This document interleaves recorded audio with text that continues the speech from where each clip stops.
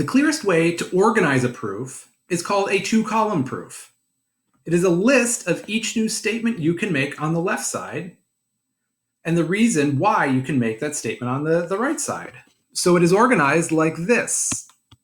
You have your statements and then the reason with it.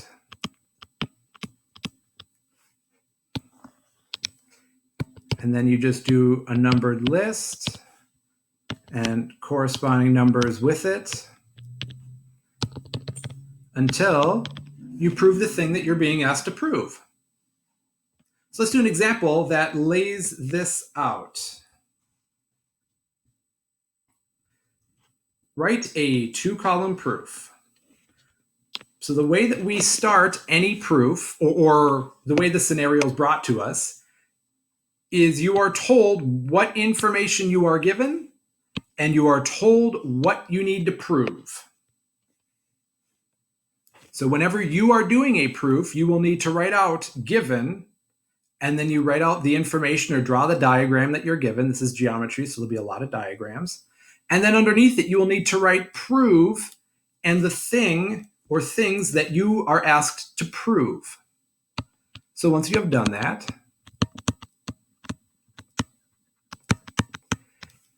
you create your two columns.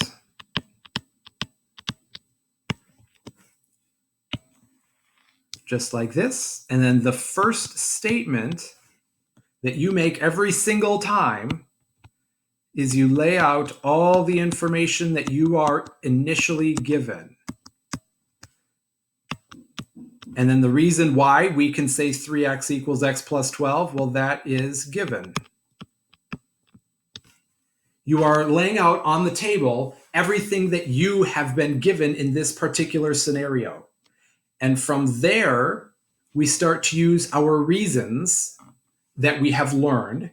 Right now, there's not a whole lot, but we start to use the reasons we have learned to get to this ending destination. So the second step in this process, you could go a few different ways. I mean, this is algebra, so there's more than one way as long as you're following the order of operations. But I would try to get all of my x's onto one side of the equal sign. So I would subtract x from both sides. Then on the left side, I have 2x. And on the right side, I am left with 12. Well, what operation did I do there? I did subtraction.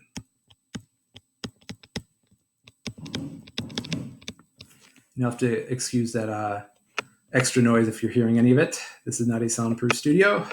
This is a construction zone. So next, I guess I would stop after each step and think about where am I currently at and where am I trying to get to? Well, I'm trying to get to where x equals 6.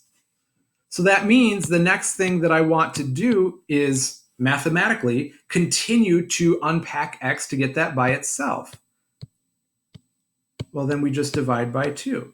So x equals 6. And the reason why, how we got from step 2 to step 3, don't write the word prove there. Never write the word prove in your reasons. That's never a reason.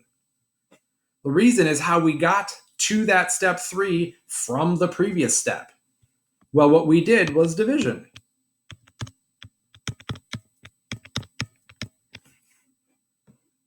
And that's it. I mean, we look back where we are at right now, x equals 6. That's where we were trying to get to, was prove that x equals 6, and we did that.